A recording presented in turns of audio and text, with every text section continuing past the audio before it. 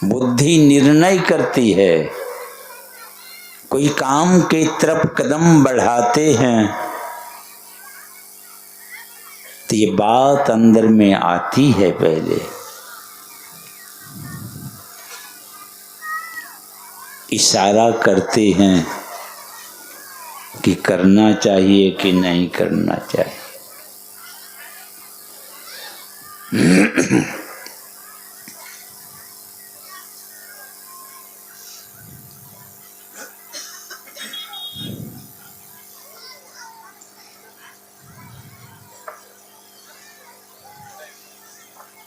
अभी आप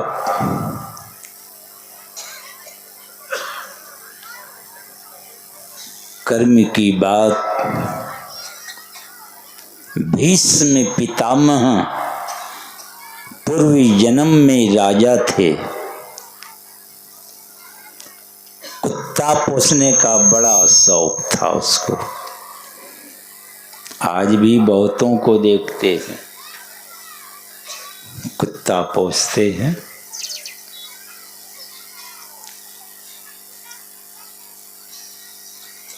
बड़ा दुलार प्यार करता है कुत्ता।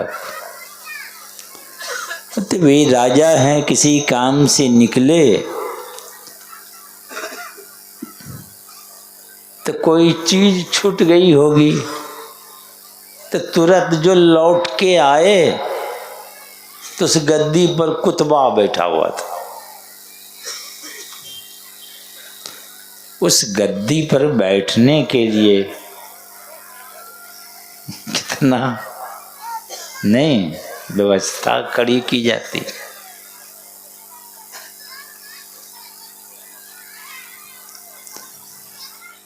देखा कि गद्दी पर बैठा है, का इसको उठा के फेंक दो एकदम।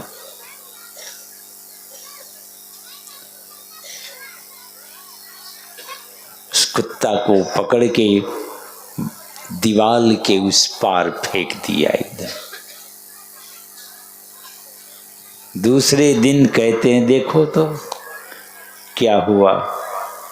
तो देखा एक कटीली झाड़ी है, उसी पर गिरा था वो।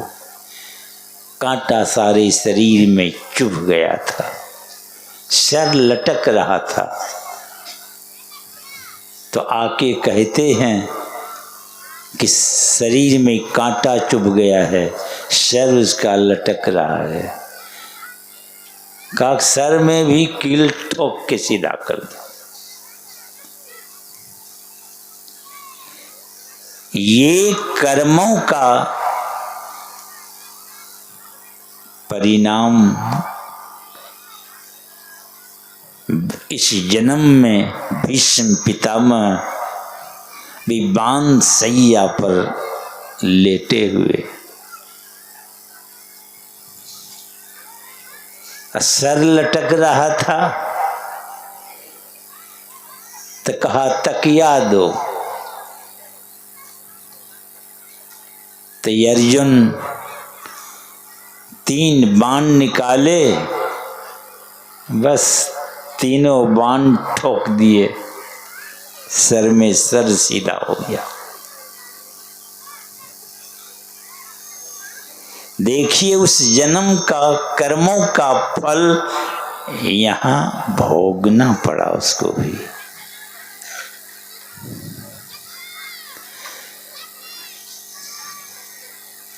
विविध भांति के कर्म जगत में बहुत प्रकार के जन्मों जन्मों से कर्म करते आ रहे हैं। कर्मों का जाल में फंस गए हैं। ये 84 चक्कर, कभी कीड़ा, कभी मकोड़ा, कभी घोड़ा जोनी में, कभी कुत्ता जोनी में, कभी स्वर्ग भी चले जाते हैं तो कभी नरक भी पहुंच जाते हैं। ये कर्म ले जाता है। ब्रह्मा के पथ पर हैं और कभी कीड़ा में चला आता है। भगवान राम मुस्कुरा रहे थे, एक कुत्ता को खांसी हुई तो मुंह से गिरा एक कीड़ा, तो लक्ष्मण बगल में थे, कहा देखो ये कीड़ा ब्रह्मा था। अब ब्रह्मा के पद पर था तो ऐसा कर्म बना था तो उस पद पर आसीन हो गए थे। एक ऐसा भी कर्म बन गया होगा जो कीड़ा में कुत्ता के मुंह से निकला। कोई इंडिया गेट था वो क्या, बताइए।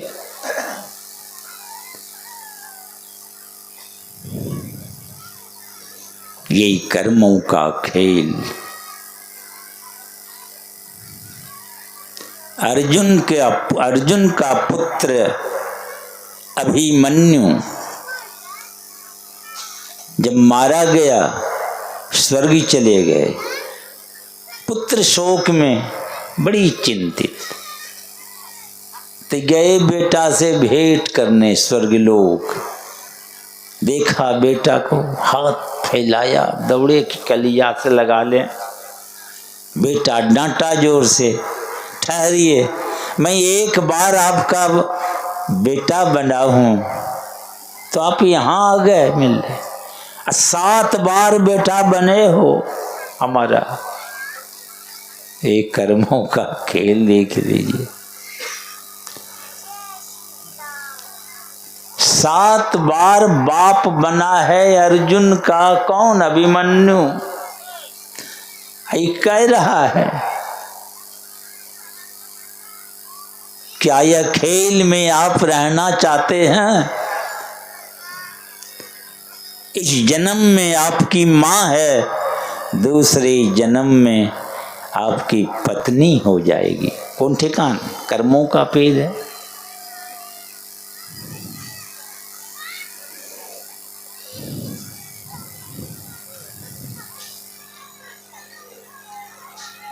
बेटा है पोता बन के आ जाता है, बेटी है पोता बन के आ गया। मैं गया था एक सत्संग करने, एक छोटा सा लड़का था, तो पूछे क्या नाम है, तो नाम बताया। का पिताजी का नाम, तो दादा का नाम बतलावे, ओम प्रकाश यादव। तब तक उधर से उसकी दादी आई। मैंने कहा इसको पूछते हैं पिता का नाम, तो बतलाता है दादा का नाम। तो दादी कहने लगी कि बाबा ऐसी ऐसी बात।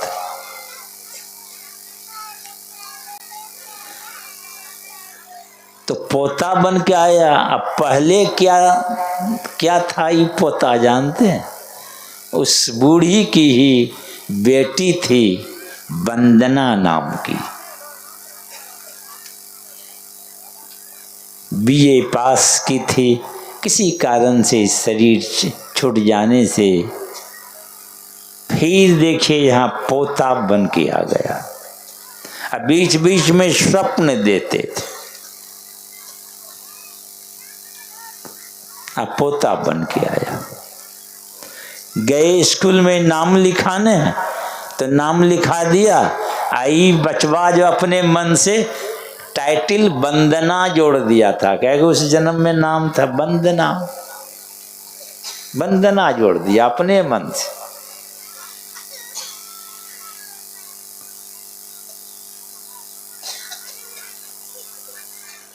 ये समस्त कर्मों के जाल को काट के बाहर अगर निकलना है,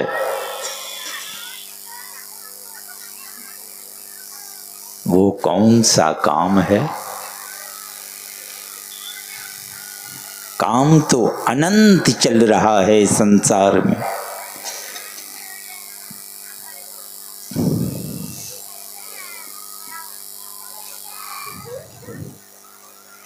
एक सेठ जी का लंबा चौड़ा कारोबार था, देश विदेश का धंधा, समुद्र का मार्ग था, जहाज पर सामान लदा हुआ है। जहाज में कुछ गड़बड़ी हो जाने से अब समस्या खड़ी हो गई। कोई मिस्त्री ठीक नहीं कर पा रहे थे। किसी ने कहा कि एक वृद्ध हैं मिस्त्री, अगर उनको बुलाइए, अगर वे ठीक नहीं कर सकेंगे तो मुश्किल है। तो गए सेठ जी, तो कहते हैं,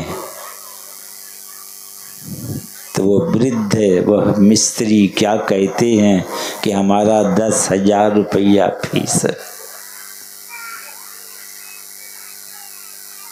कहा ठीक है चलिए।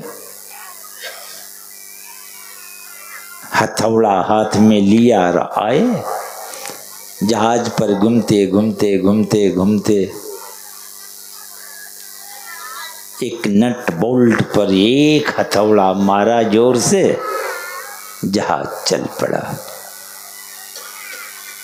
बड़ी प्रसन्नता हुई, बड़ी खुशी हो गई।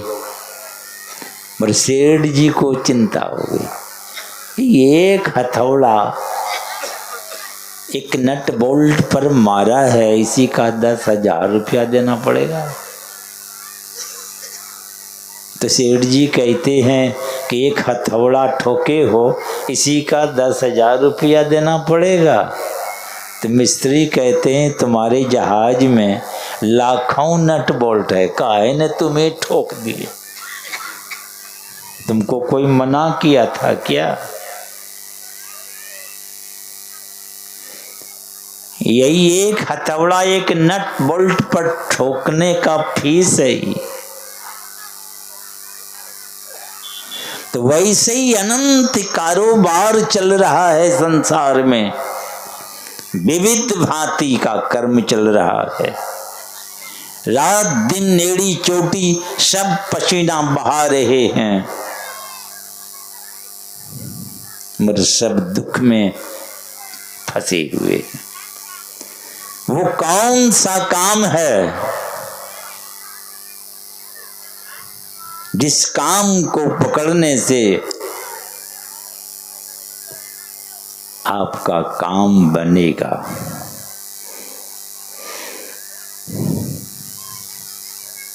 जहां दुख नहीं है वहां पहुंचावेगा वो काम।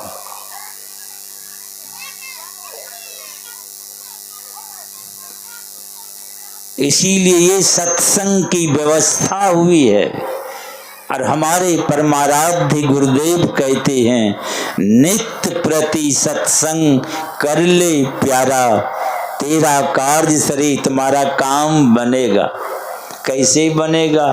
तो कहा सारे कार्य को पहले निर्णय करो, फैसला करो। काम तो बहुत चल रहा है, जैसे बहुत नट बोल्ट था उस जहाज में, पर किसको ठोकने से काम बनता है ये कौन बताएगा? ये तो संत सद्गुरु बतलाते हैं। तो हमारे गुरु महाराज फैसला सुनाते हैं, धर चेतन धारा, चेतन की धार को पकड़ो। जिन्होंने इस चेतन धार को पकड़ा है उसी का काम बना है। ये जहाज रूपी जीवन पहुंचा है उस मंजिल पर जहां समस्त समस्या हल हो जाता है। नहीं तो फंसे रहिए यहां भवसागर में।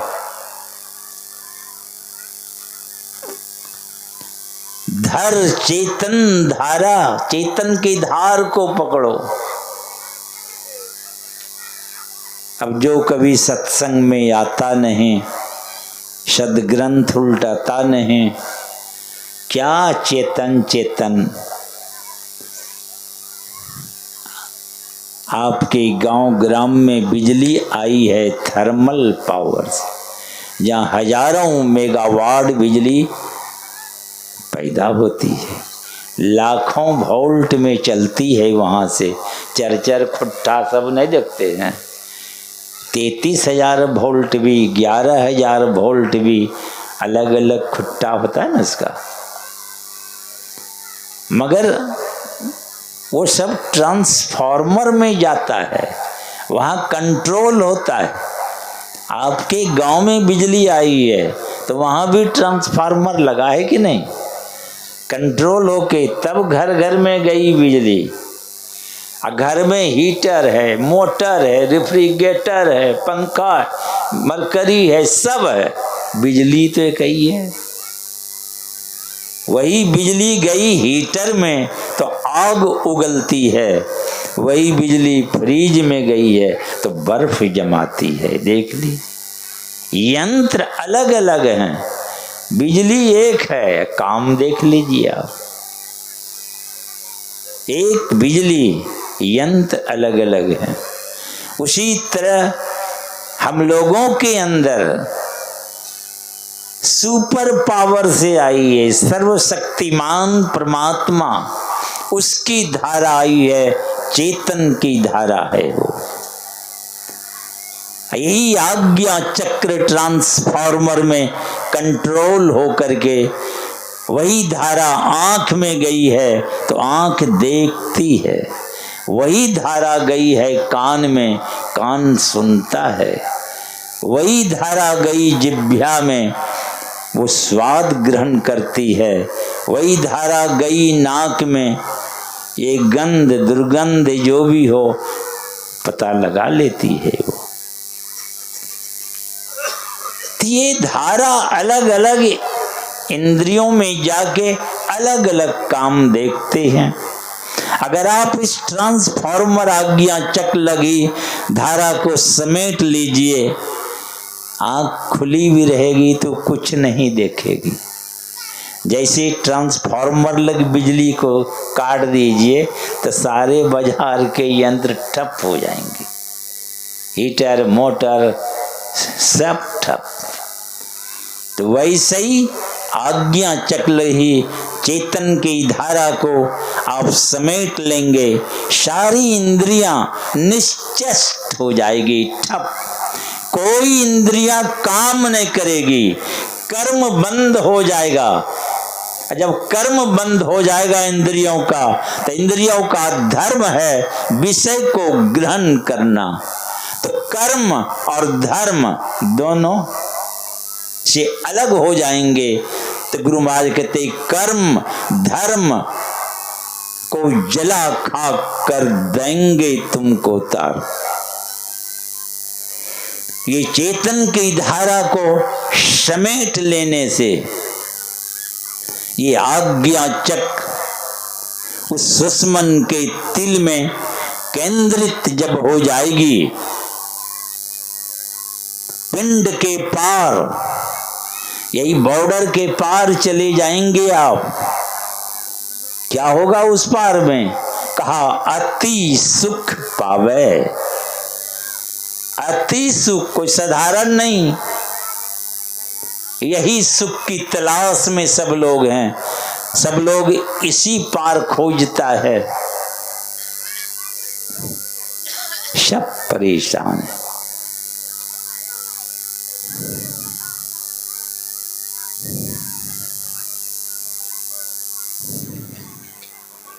सब परेशान हैं इस पार,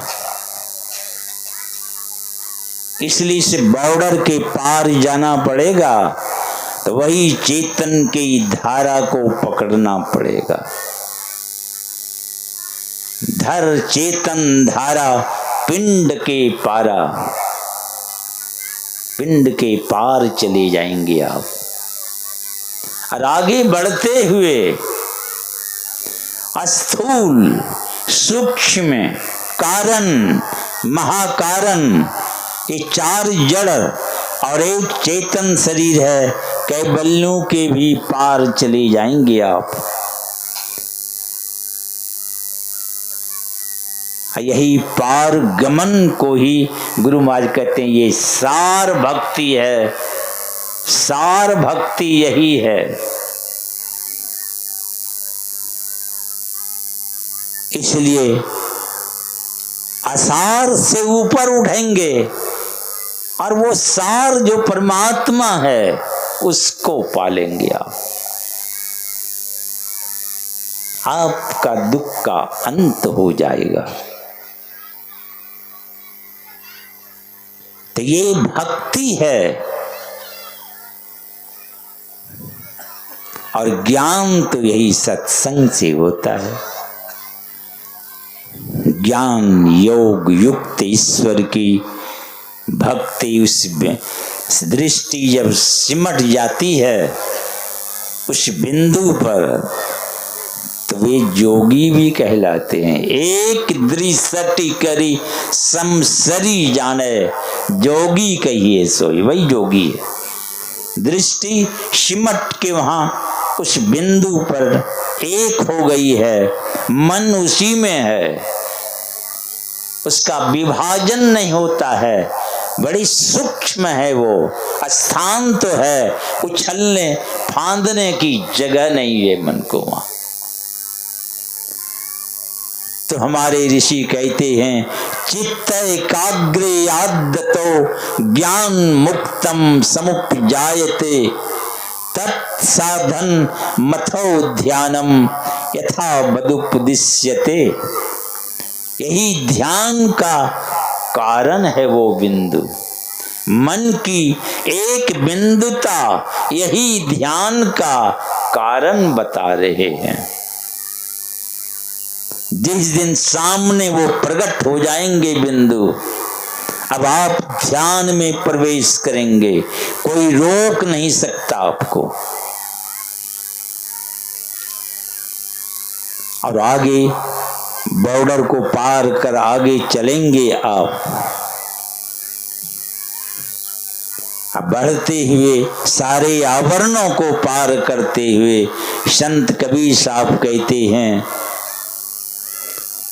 देख पिया को रूप मगन भई आनंद प्रेम भरी। आनंद से ही भर जाता है। कहे कबीर मिली जब पिया से, जब परमात्मा से मिल गए तो पिया ही लागी रही, चिपट जाता। अब अलग हो नहीं सकते उनसे, एक हो गया, वही हो गया। जानत तुम्हें हो जाए, वही हो जाता है। इसलिए उस चेतन की धार को पकड़िए, नहीं तो लाखों काम पकड़ते रहिए, काम आज तक किसी का नहीं बना है। यही एक चेतन की धारा को जो पकड़ लेता है उसी का काम बना है, बनेगा। इसलिए ये ऐसा काम है, बाबू भी कर सकते हैं, बाबा भी कर सकते हैं। यही चेतन देखिए, कभी कभी इसका भी चेतन कहाँ चला जाता है।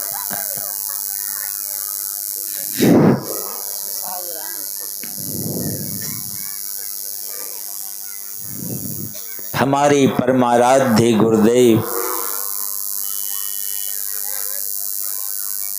राजेंद्र बाबू के पास गए हैं भजन भेद लेने। देखिए बाबू के पास भी ज्ञान।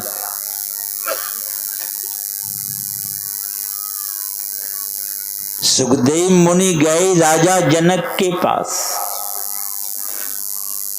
जो मां के पेट में हैं, पिता बाहर हैं, पेट से बतियाते थे। ऐसे संस्कारी कि बाहर माया का खेल चल रहा है, कौन जाए बाहर। वे महागृहस्थ राजा जनक के पास गए ज्ञान सीखने। तो बाबू के भी पास ज्ञान होता है, बाबा के भी पास होता है, ऐसी बात नहीं है। जहां मिले वह ज्ञान अपना काम बनाइए, बोलिए श्री सद्गुरु महाराज की जय।